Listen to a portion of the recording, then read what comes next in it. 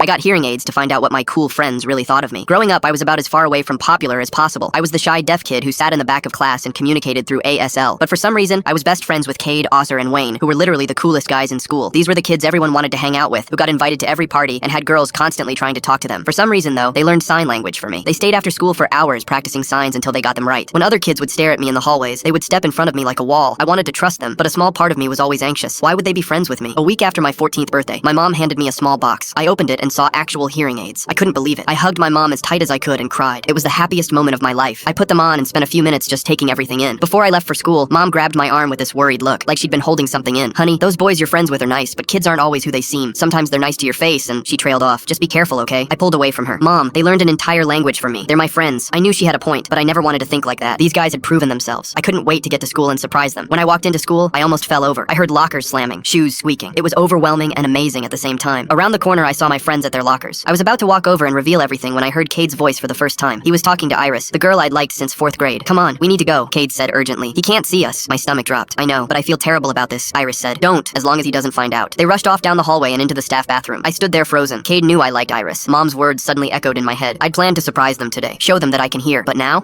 I needed to know what they were really saying about me. The rest of the day, my friends signed with me like normal. They kept asking what was wrong. I could see the concern on their faces, but I just kept thinking about what I'd heard. I didn't tell them anything. The next day before class, I spotted Cade and Iris by the water fountain. So, are you ready? Cade asked. I don't know, Iris said nervously. What if I can't do it? You'll be fine. We've done this 100 times. But what if he notices? He won't. Just meet me at lunch. They glanced around nervously before walking away. My chest hurt. They'd been planning this, and I was too stupid to notice. I started acting more distant with everyone, colder. My friends noticed immediately. Oscar and Wayne kept signing, what's wrong? But I wouldn't explain. Maybe they were all in on it. Maybe I really was just the charity case. A couple days later, I caught Cade and Iris outside the cafeteria. Look, you're getting better, but it needs to be perfect, Cade was saying. What if I completely freeze up? Iris asked. Well, the dance is in 3 days, Cade said. You have to be ready by then. My eyes widened. That was the dance I'd been dreaming of going to with Iris for years. They were going to do something at it. I decided that's when I'd reveal everything. I'd show up, catch them, and drop the bomb. The next 3 days were torture. My friends kept trying to talk to me. They looked hurt and confused, but I couldn't tell them. On the day of the dance, I was at my locker. I was planning to avoid everyone until tonight. Then Iris walked up to me, alone. I looked at her confused, wondering why she was here. Had she realized her and Cade were caught? I looked behind her and saw Cade, Oscar, and Wayne all watching from down the hall. Iris looked terrified and took a deep breath. Then out of nowhere, she started signing to me. I like you. She was concentrating on each letter. Will you go to the dance with me? Her hands were shaking. Her signing was rough and unpracticed, like someone who just learned. That's when it hit me. I couldn't believe it. Cade wasn't dating Iris. He was teaching her sign language because she likes me and wants me to go to the dance with her. My friends weren't betraying me. They were helping her tell me she liked me. I signed yes, so fast, Iris laughed. Then I spoke out loud. I'd love to go to the dance. Her eyes went huge. I pulled back my hair and showed the hearing aid. I got these 3 days ago. I thought you and Cade. I couldn't even finish. The guys were already running over. Dude, you can hear! They started hitting lockers and jumping around. I'd never seen them act this manic. They were always so nonchalant and cool. Seeing them drop that for me felt just as good as hearing. Fast forward 13 years. Iris and I are married. Cade was my best man. Oscar and Wayne my groomsmen. My mom now trusts them completely.